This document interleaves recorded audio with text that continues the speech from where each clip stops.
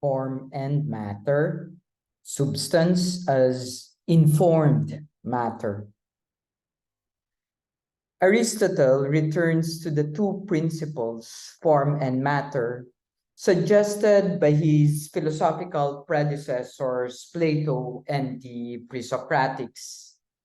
Plato's theory of forms is a formalist approach to the problem of understanding change and the nature of substance. The theory of forms places all its emphasis on the formal aspect of things to the neglect of matter, which the pre-Socratics had emphasized.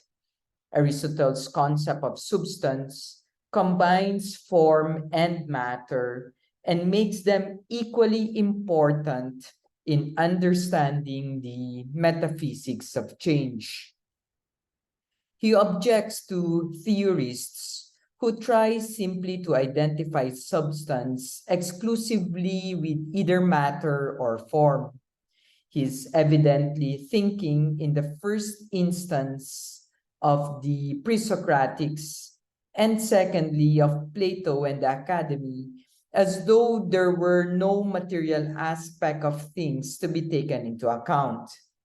He argues that substance is a form combined with matter, or better yet, an informed matter, matter that is defined or has specific secondary substance imposed upon it so as to constitute substance.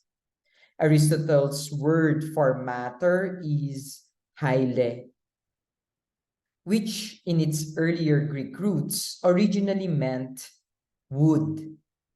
His use of the term does not entail that all physical entities are literally wooden.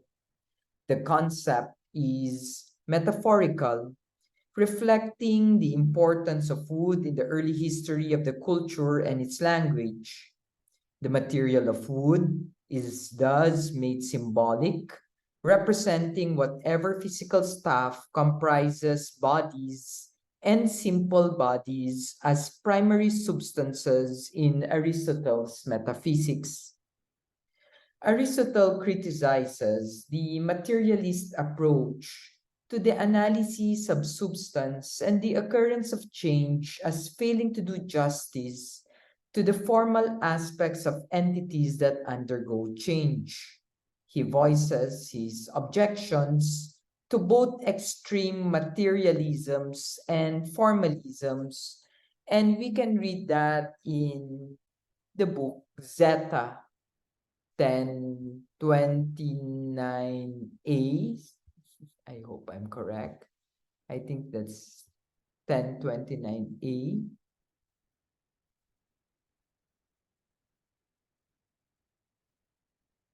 And below, number 26, he says, and this is the quote that's worth reflecting on until the next. If we start from these assumptions, it has to turn out that it is matter that is substance. And yet this is just cannot be so. And this is because surely what we really think to be the most central features of substance surely are separability and thisness.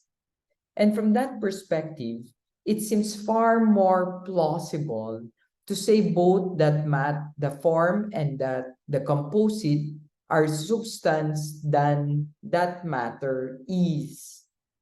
Well, okay, but we can eliminate composite there. Composite of matter and shape, substance on two accounts. One, it is derivative, and two, it does not require elucidation.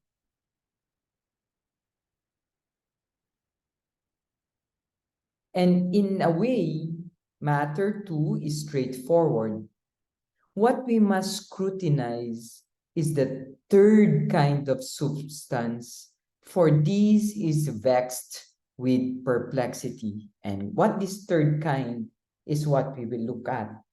The combination of matter and form is a correct theory of substance, or in a correct theory of substance, is applied to several well-chosen examples.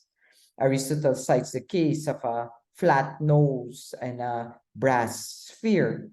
We cannot adequately understand a flat nose either exclusively in terms of its form or shape, or exclusively in terms of its matter.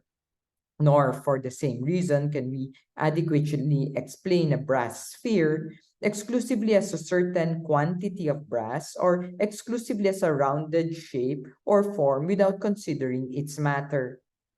The two factors must rather be brought together in a complete explanation.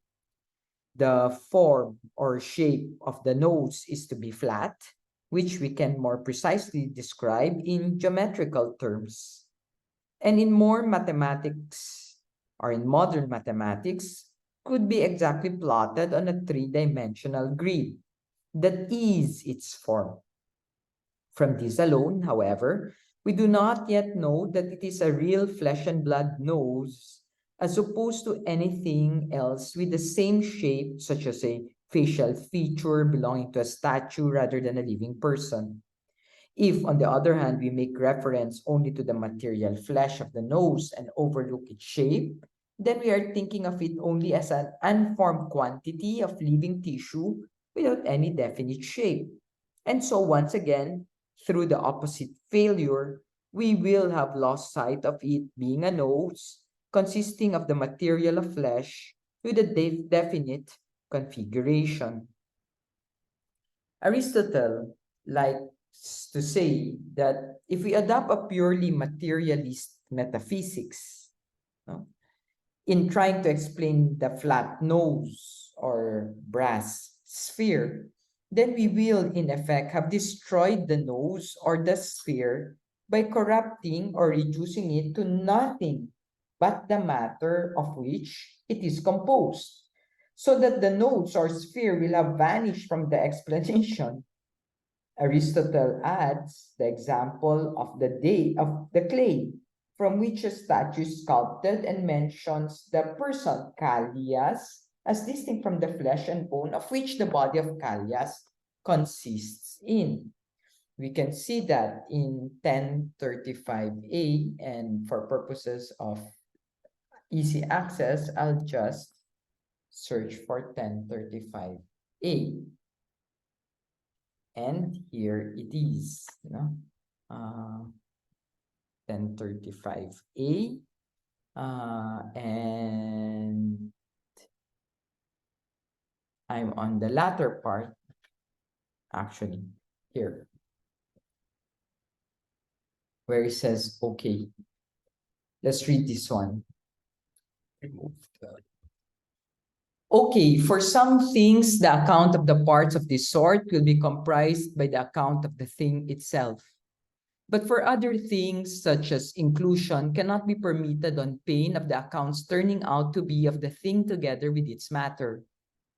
And this is also why some things have as their component principles the items to which they are resolved on destruction, while other things are not so.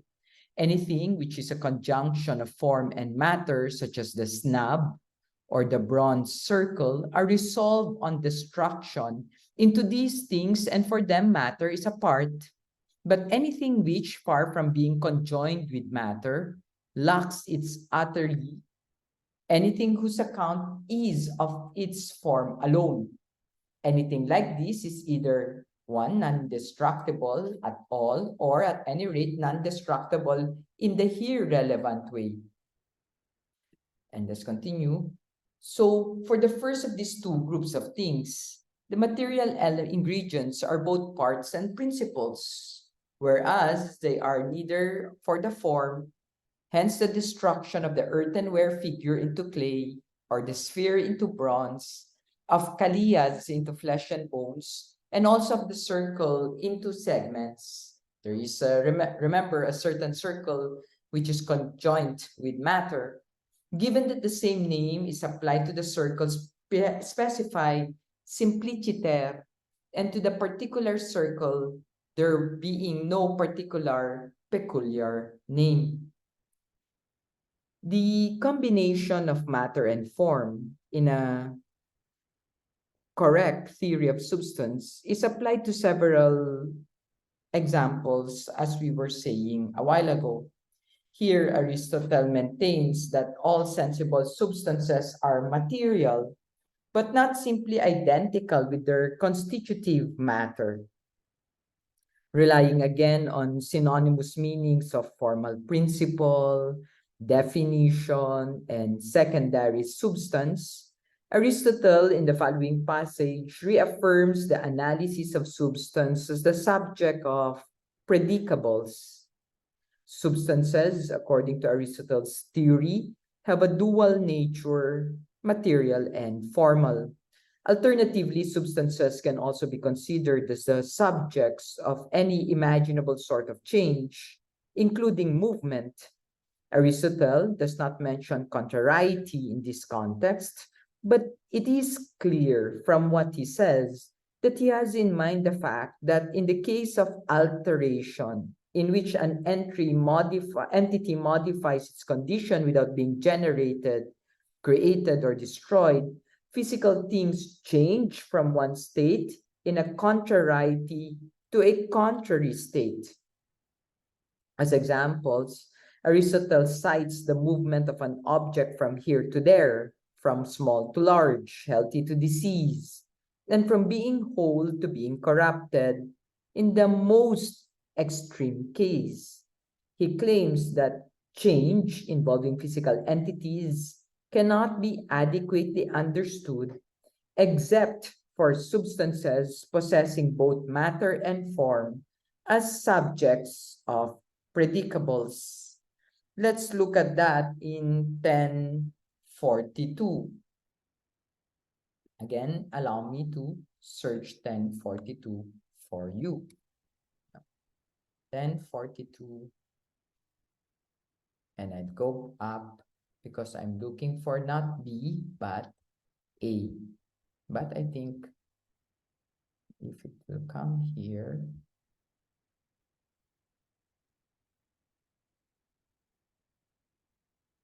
yes.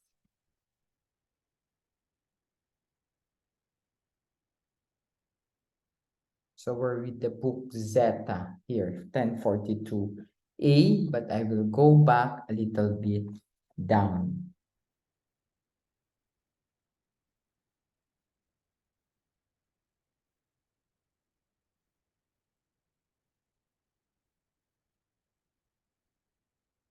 Where he starts talking about sensible substances. I'll start here and continue until the end. I hope you don't mind. Let's start coloring that green so that you're not lost. Okay, let's read this very long quote. Well, what it was to be that thing is, in any case, a substance. And since the account of what it was to be that thing is a definition, an account has been offered of definition and of per se being. But of course, the definition is an account, and an account has parts. So it behooved us to consider in re the parts, what kind were parts of the substance and what kind were not, and whether they were also the same as the parts of the definition. And by contrast, neither the universal nor the genus are in fact substances. Anyway, back to the non-controversial substances. There are the perceptible substances, and the hallmark of all perceptible substances is the possession of matter. Now, the substrate is a substance, but in a variety of ways. It is so on the one hand as matter, but matter, I mean what is not a possessor of thisness in actuality, but is a possessor of thisness in potentiality. On the other hand, the substrate is also differently substance as the account and shape. The latter is something which has thisness and can be separated in account. And in yet a third way, the substrate is a substance as the composite. The distinctive features of the composite are that it can be produced and destroyed, and that it can be separated simpliciter. Simple separability is a feature of some, but not all account-specified substances. As for matter, there can be no doubt that it is a substance. Consider all changes between opposites. In all of them, there is something that underlies the changes. Take locational change. It involves something that is at point 1, at T1, and at point 2 and T2. Or take quantitative change. There's something that is of size X at T1 and either lesser or greater at T2. Or qualitative change, in which there's something that is, say, well at T1 and ill at T2. Nor is it otherwise with substantial change. Here too, there is something which is being produced at T1 and being destroyed at T2, a substrate as having thisness at T2, and substrate by way of privation at T2. All the other changes are attendant on substantial change, but there are one or two or of the other changes that do not bring with them a substantial change. It by no means follow from a thing's having matter for the purposes of locomotion that it must also have it for those of production and destruction. The picture of Aristotle's theory at this point of substance that emerges from this examination of his statements about the relation of substance to form and matter is that substances necessarily consist of form and matter. Whereas the Platonists defended the view that the forms alone were the persisting substances in a correct metaphysics, and the materialists among the pre-Socratics made the same claim for matter, Aristotle believes it is necessary to consider the relationship between both form and matter. Aristotle finds extreme formalism and extreme materialism unsatisfactory. They are incomplete when considered in and of themselves. Formal and material aspects of or factors of substance in Aristotle's first philosophy, as his common sense example revealed, must be combined in a composite way. The case of Callias's flat nose and the brass sphere are perfect illustrations of the point. Aristotle finds it important to make about the nature of substance. Substance is both matter and form. Informed matter, or matter defined by specific types of form. If we try to explain the changes that occur in the phenomenal world, Aristotle argues that we are certain to go wrong if we concentrate exclusively on either the forms of things in the sense of secondary substances, species, or definitions of things, or in terms of their mathematical properties, numbers, and geometrical shape, or on the material stuff on which physical entities are comprised.